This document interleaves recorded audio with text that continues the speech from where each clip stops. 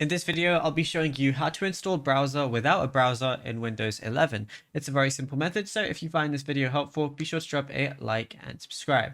Now, Windows 11 comes with a built-in package manager called Winjet. It's the safest and fastest way to install software without a browser.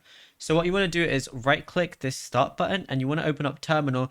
You want to open it up as admin though, but just for video purposes, because I'm not going to actually be installing anything. I'm just going to open up the normal version, but you have to do it as admin. Now for Chrome, go ahead and type in this exact command. You can pause it if you want to. Once you type it in, press enter, and it's going to be downloading and installing the browser automatically. You're going to see a progress bar right here.